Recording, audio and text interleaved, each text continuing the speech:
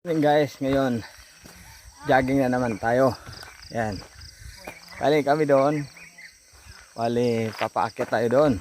Yan. Ngayon, maganda-ganda yung dadaanan natin. Ay sa kahapon. Kaya, yan. Nakikita nyo naman yung ibang parte ng mayon dito habang nandito pa tayo sa Bicol. Tara na mag-travel guys, saan mo man gusto. Jo Marian TV.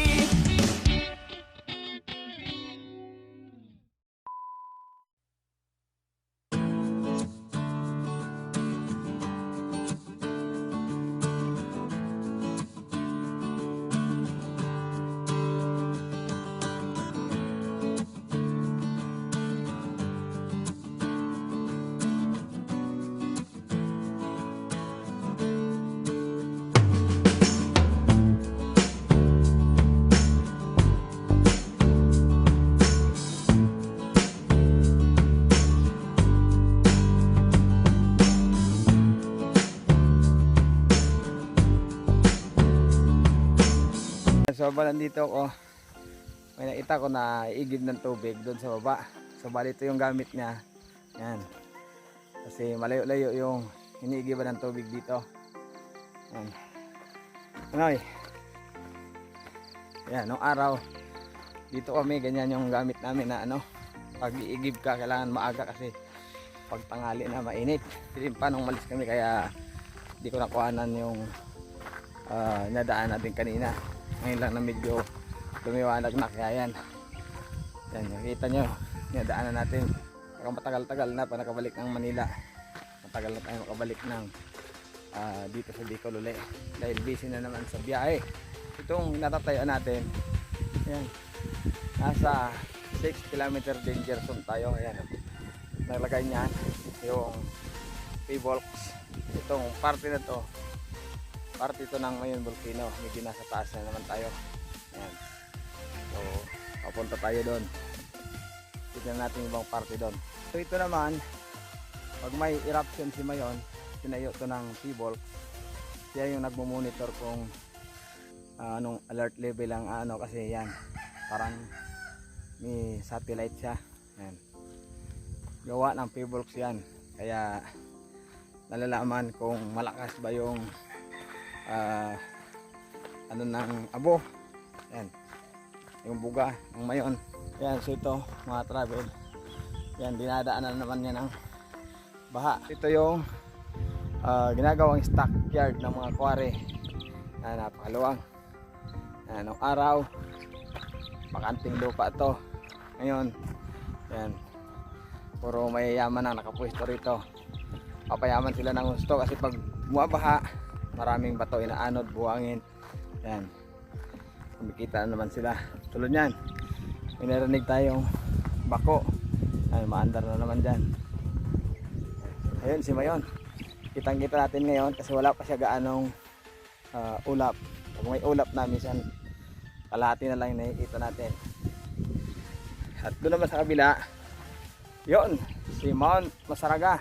Yan, harapan yan, Mount Masaraga. Dito, yan, si Mayon Volcano. Ito yung popular, yung kasi hindi gaanong kilala. Kasi ito yung, pag sinabing Mayon, yan, mga gamit sa quarry. Ito, yung malaking, parang salandra niya ng mga bato. Yan. At yan, yung mga naka-stack ng mga graba dyan. Dito nila tinatambak. Para pag may umorder, delivery, pera na naman nila.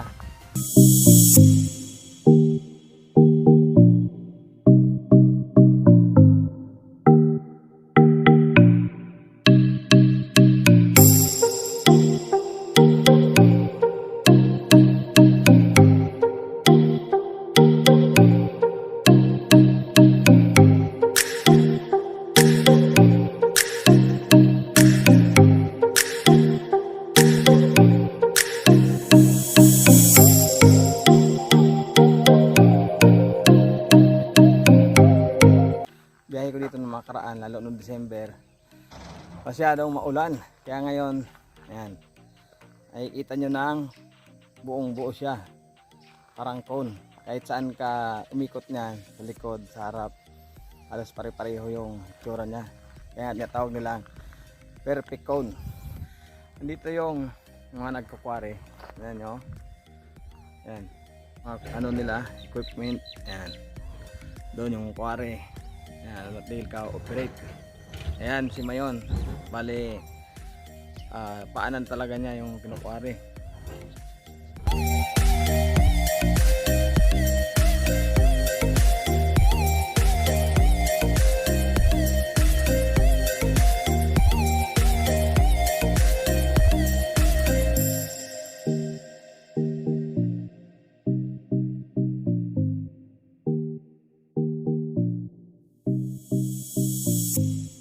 So, pabalik na tayo kasi mamaya mainit na.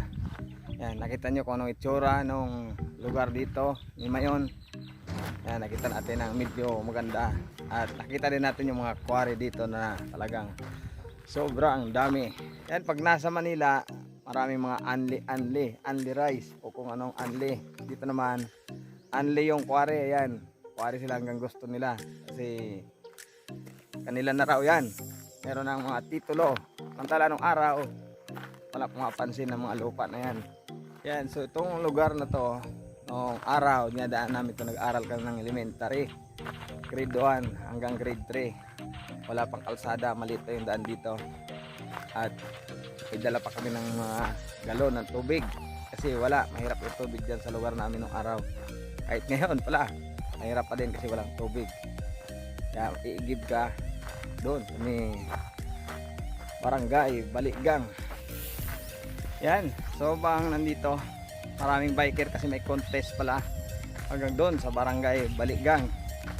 Suro kami, dito na kami sa baba, doon kami nanggaling kanina, yung hangganan kung saan tayo nakarating kanina. At ang pinakang good news, nakakuha tayo ng pananim na gabi. Yan, so ito pa yung ibang biker na kalahok doon sa karera nila. Yan. Yan yung kalahok sa karera. Yan sila. Shout out. Yan, dito na kami sa may amin. Yung kalsada. Yan kami galing kanina. 4:30 ng madaling araw. Yan, tapos natin mag-jogging, gagawa tayo ng buko juice para gamit tayong masarap.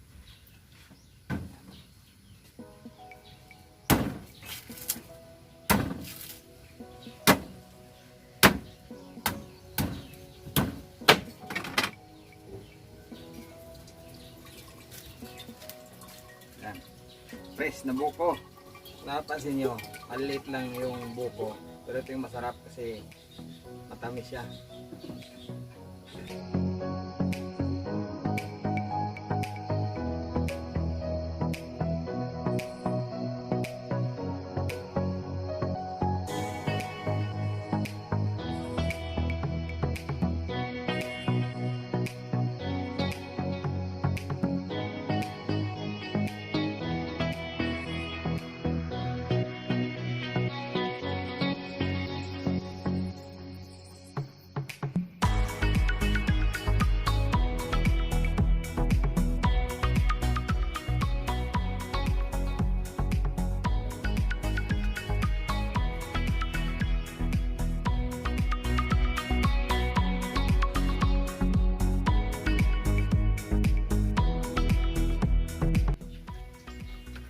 Ito na yung buko juice natin, lagyan na natin ng yelo. Yun, lalagyan natin siya ng yelo para masarap yung ating buko juice. Yan.